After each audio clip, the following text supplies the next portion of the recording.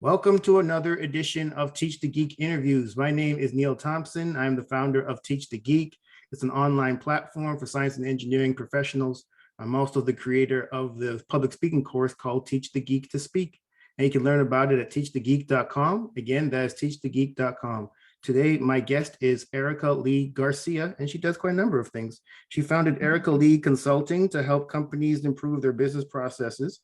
She founded Engineers of Tomorrow to get kids thinking differently about engineering. And she's also the National Leadership Program Director of WinSETT Canada, and WinSETT stands for Women in Science, Engineering, Trades, and Technology. And the goal of the organization is to help women grow and stay in their technical careers. I'm really curious to learn more about her life as a consultant, founder, and director, and also how public speaking has helped her along in her career. Welcome to Teach the Geek interviews, Erica. It's such a pleasure to be with you, Neil. Thanks for having me. You got it. So from the bit of research I did on you, I saw that you got a degree in materials and metallurgical engineering. Where'd that interest come from? Wow. Well, I would actually track it back to the first time I ever saw the periodic table. I was about 15 years old at the time in my first ever chemistry class, and I just was I had my breath taken away by the fact that there was this chart that showed us all the elements, all of the building blocks of everything in the world. And I just thought, this is it. This is the master key right there. All we have to do is take this stuff and put it together in the right combination, and we can do anything we want. It just seemed to me like the fundamental building blocks of creativity. And what I later grew to understand would be a big part of my career in terms of figuring out how to maybe arrange components that have existed for a long time in unique ways around innovation within organizations and just really understanding a problem and custom designing solutions. It just seemed to me such a great tangible tool that we could use to solve problems and make the world better. So I guess fast forward to my first year of university, I did a general first year and we were choosing our discipline going into second year, and a lot of the different disciplines had these kind of draft nights where they would try to get the first years to come and choose their discipline. And in a way, the actual choice of discipline was a little bit more of a process of elimination. It was just, well, I'm not really that into cars, and that's what the mechanical engineers were showing. And I'm not really that into programming, and that's what the electrical engineers were showing. So the materials and metallurgical just seemed like such a nice, broadly applicable discipline to understand everything, sort of the building blocks of everything, which is the same thing that sort of drew me to the periodic table in the first place. So it was I think it was a very good choice for me. It was a very nicely balanced education. I got a little bit of solid mechanics, I got a little bit of chemical, got a little bit of those complicated engineering physics courses on electromagnetics and thermodynamics and things. And I think, to this day, it sort of informs the way that I look at the world and can sort of break things down into their components and then build them back up again in the way that we want them to be. Nice. So now you get this degree in materials and metallurgical engineering. What type of work did you do once you were done with the degree? Yeah. Oh my gosh. Well, I take the opportunity to speak very openly about the fact that my marks were not that good in undergrad engineering. I really enjoyed the social aspects and I did a lot of extracurriculars. My leadership skills were budding at the time, even though I wouldn't have represented it as such. And everyone was getting hired. My friends were getting hired into these fancy consulting jobs. Those were the good jobs, right, that everybody wanted.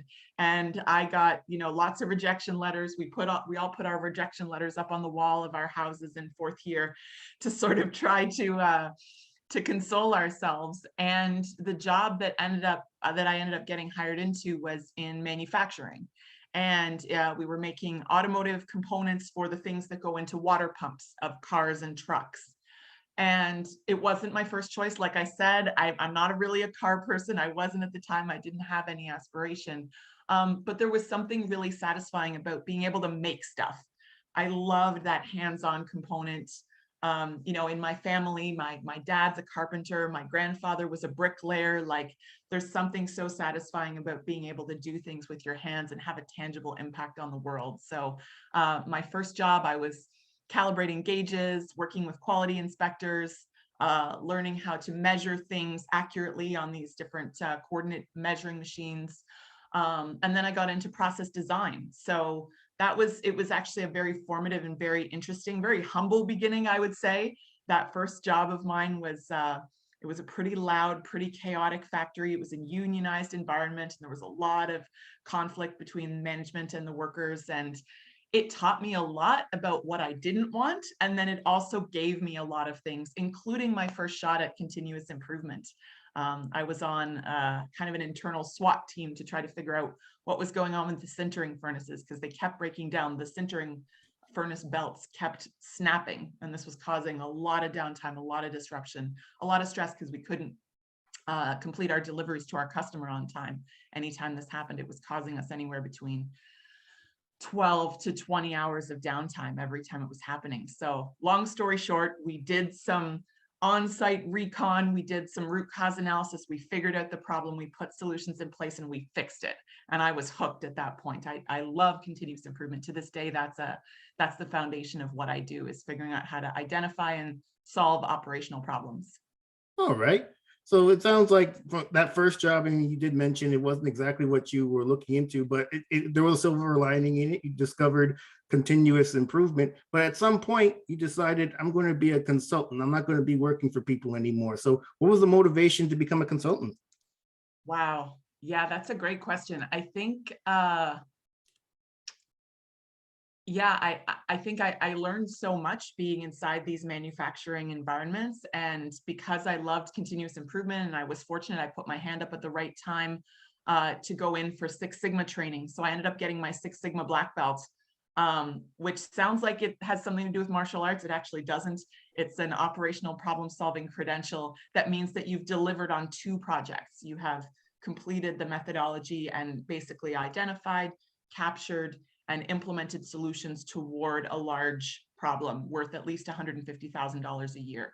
So I did my 2 black belt projects. That turned out to be an amazing confidence builder for me, especially as a woman in engineering, where I didn't necessarily have that sort of automatic sense of belonging. Maybe like some of my early managers were sort of like, what are you doing here? Like, what do you, we don't understand why you want to be here. And lucky enough, my skin was thick enough that I just rolled with it. I was like, I'll show you. And I just worked twice as hard to prove myself. But I think especially in that second job where I got the Six Sigma opportunity, I really got to prove myself to myself as well. And so I was organizing teams. None of these people reported to me, but I was influencing, I was inspiring, I was leading them around the methods that I'd used, and sort of getting everybody involved and excited in solving the problem that we were focusing on. There was the business case part of it. So I got my eyes opened a little bit to like, what's the impact to the company? What does this mean financially? Which is a very important part of what engineers do. We can't necessarily just sit in our box and do our calculations and throw the design over the wall when we're done, right? We need to be able to sell why we're doing what we're doing. And sometimes we need to convince people. So having the ability, I feel like I sort of learned another language there, learned the language of business through my Six Sigma training. And then there was also just the technical problem solving side, learning how to use all those statistics I'd used I learned in university, and being able to win people over and help people see the point of it. So, you know, back to the central thesis of your show, I would say that leadership opportunity, that training opportunity, and applying what I learned in my Six Sigma courses was a great part of me getting comfortable with public speaking in that kind of technical engineering context. Because I was doing a lot of volunteer work. I organized social things, and I organized, community things.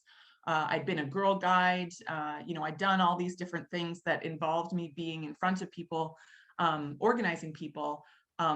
Bringing that together with my engineering skill set, I think, was really a game changer for me. It gave me a lot of confidence, especially when we won. We capture the opportunity, we crunch the numbers, and we go, we did it. We achieved our goal. So that was really fantastic. And I was, doing the work myself with the help of my team. I was running the projects myself. And then I moved over to another company, actually within mining instead. because my Six Sigma black belt was very transferable to other industries. And at this point now, I was coaching other people on how to do the same thing. And at this point, my influence really started to explode. The impact I could have personally got bigger because it wasn't just me doing the projects, it was actually me helping others to do their own projects. So across the global company, 27 mine sites, my influence and my impact really rippled, and I could see how much money that was saving the company and how powerful that was. We were changing our culture, we were opening our minds, we were getting good at sharing best practices, as well as using these tools, lean tools, Six Sigma tools, continuous improvement tools. And I just got really inspired by the impact I was able to have. And so I went to South America on assignment, which was one of the best things I've ever done. I learned how to do my job at altitude in Spanish. And from there, I was just ready for the next challenge. So when I came back to Canada, they had replaced me, because they do that when you go on assignment. Nobody tells you that, but I ended up leaving the company at that point, and just had a think about what I wanted in my life. In my early 30s, I did what a lot of people do right out of university, right out of college.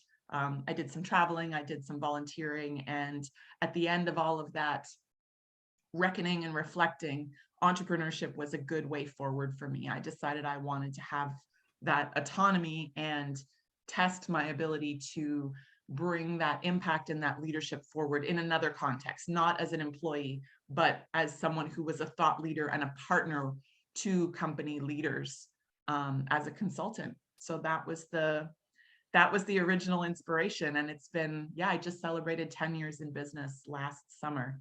So it's been an interesting ride for sure. Wonderful. I mentioned also in the intro that you founded Engineers of Tomorrow. I did have the CEO of Engineers of Tomorrow as a guest previously, but because you are the person that actually founded it, what was your motivation for founding the organization? Gosh, well, I think I spoke about that. I call it the valley of despair that some students hit, or some recent engineering grads will hit, when they go, okay, I've got this education. It's very academically strenuous a lot of the time. People have got great marks in high school, then sometimes their marks come down, and that's really a blow to their confidence. And I remember seriously doubting whether I could belong in engineering. Is this really for me? And as I just told you, my career path, I did end up diving in. I had these different opportunities and ended up finding my way. And I thought, boy, I'd really love to tell my 10 years ago self that it's going to be okay. And to reassure them that, you just got to jump in. You don't always feel the confidence in yourself, but you just got to know that if you chose this, it's for a reason. You do have what it takes, even if you're wondering that. And there are actually a lot of studies that I found tremendously reassuring, documenting how people can feel something called imposter complex, or sometimes called imposter syndrome. They can doubt themselves, and all of these things. We have maybe this voice in my head that says, well, maybe I can't do this. Maybe I don't belong here. And we take that as evidence that we can't do this and that we don't belong here.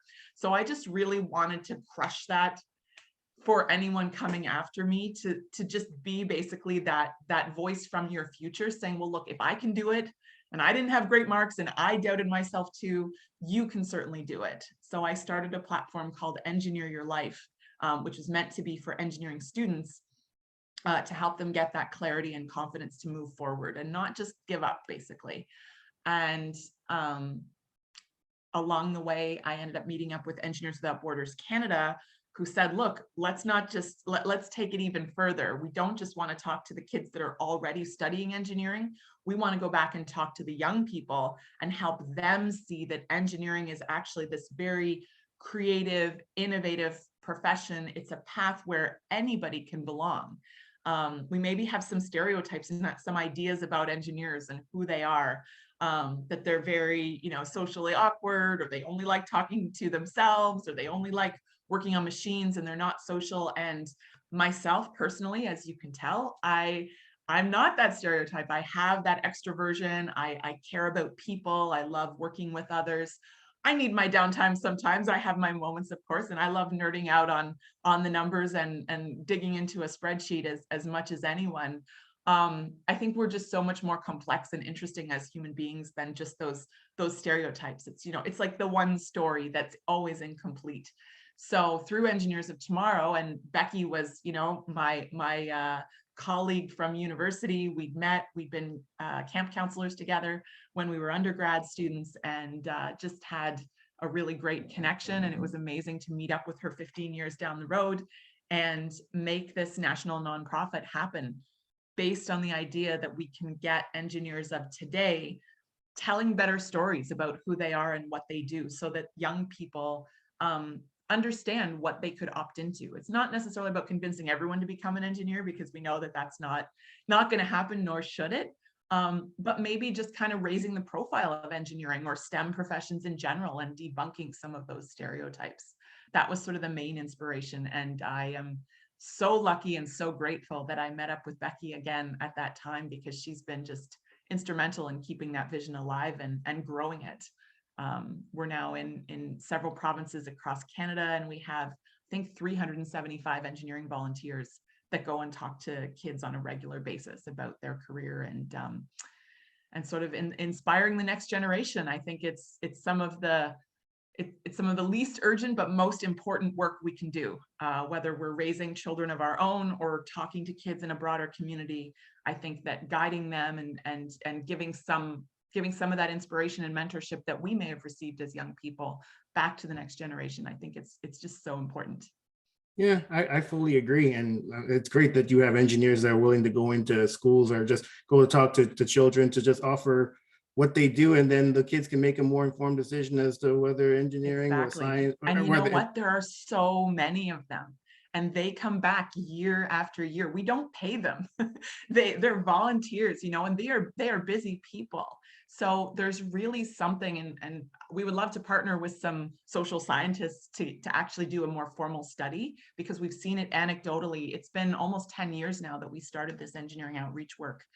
And just seeing the energy that comes into people, the light in their eyes, the dedication they have, there's definitely something in it for them. We knew it was going to be great for the kids, and the teachers and the parents. They always rave about, you know, having the chance for their kids to meet an engineer and learn more about it.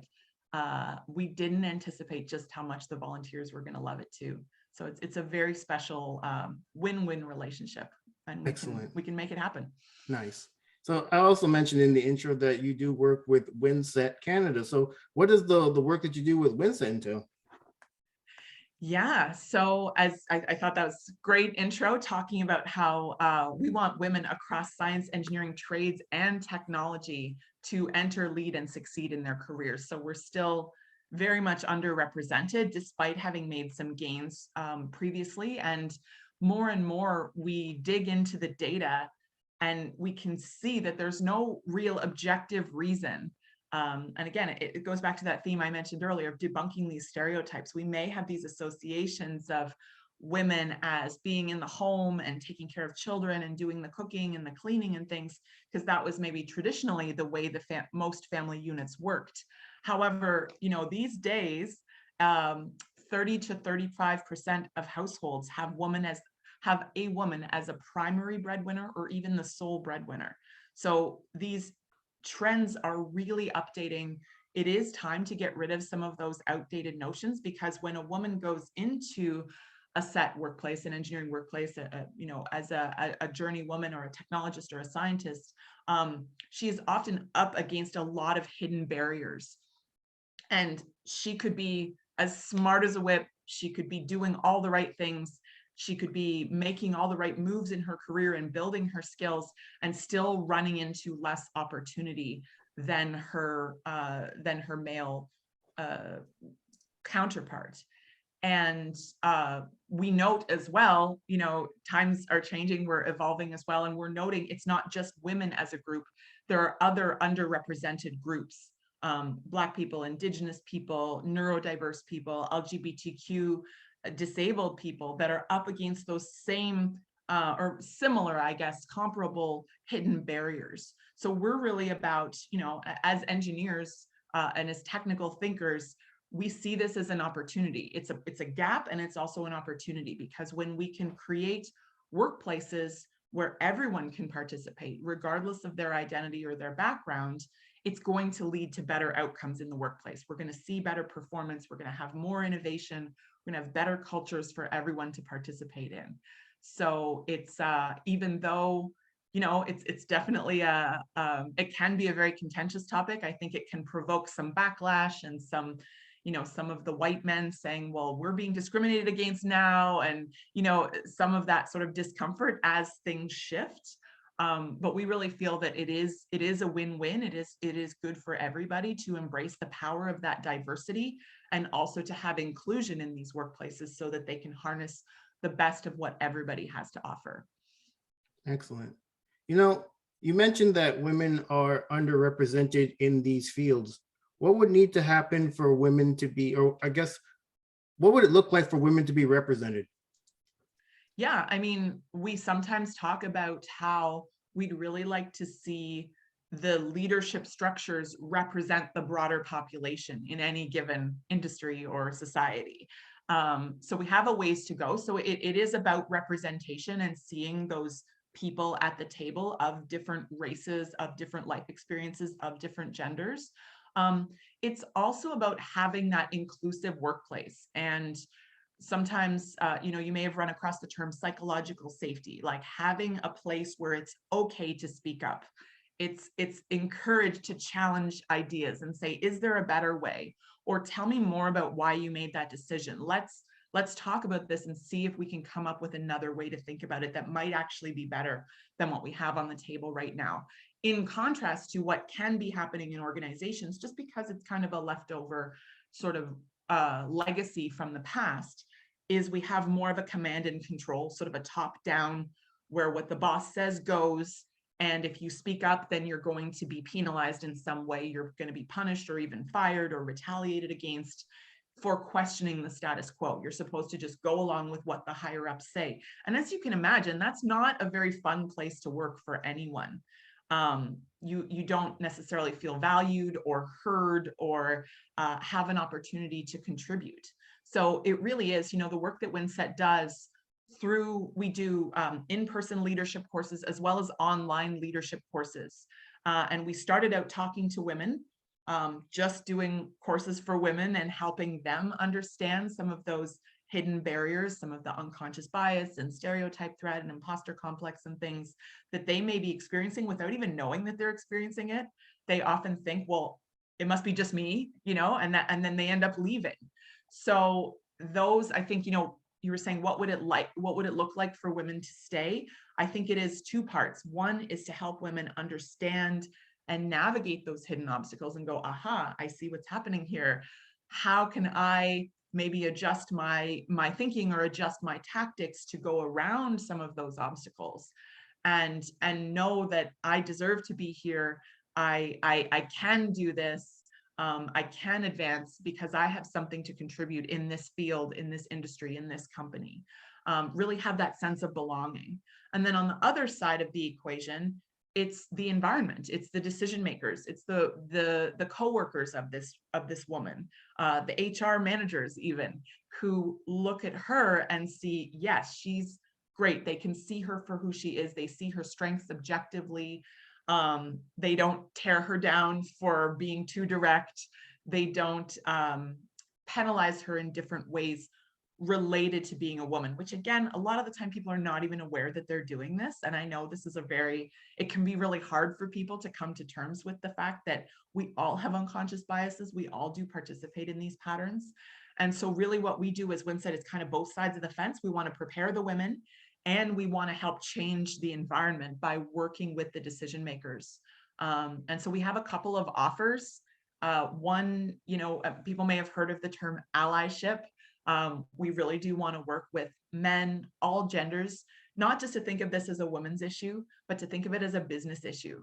This is a matter of evolving our culture so we can be the best we can be. And if our women are having a hard time, then that is a loss to the business, and we're not okay with that. We want to make her journey as smooth and supported as possible. We want her to feel valued, and we want her to stick around, because that is important talent to retain. It's not just about kind of oh, let's give women a chance. It's about they are valuable assets to the business, and we don't want them going anywhere, especially in this job market when so many industries and companies are really scrambling to find and keep good talent.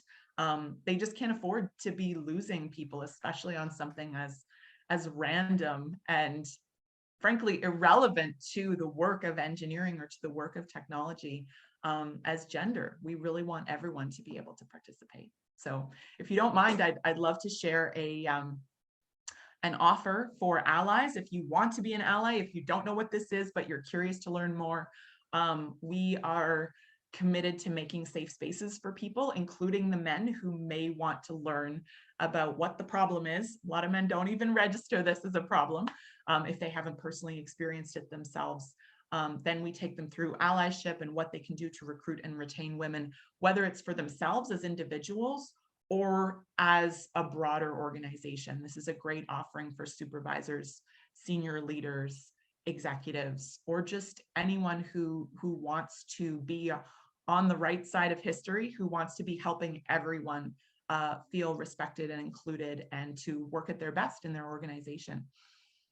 Excellent. Well, this has been a really interesting conversation, Erica. Thank you so much for being a guest. How can people get in touch with you? You bet. Well, yeah, they can go to winsett.ca, winsett.ca, and look up skill builders. That's probably the best place to start. We do have online skill builders. They're starting in September, so there is time to get into those seats, although they will be filling up. If they want to find out more about Engineers of Tomorrow, engineersoftomorrow.ca. Or if you want to learn more about me or get in touch with me directly, LinkedIn is a great way to reach out. I'm at Erica Lee Garcia PN, or my website at ericaleeconsulting.com.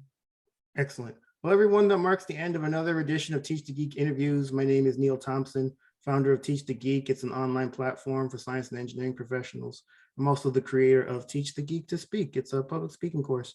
And you can learn about it at teachthegeek.com. Again, that's teachthegeek.com. Until next time, take care and stay safe. Thank you, Erica. Thank you. Bye, everybody.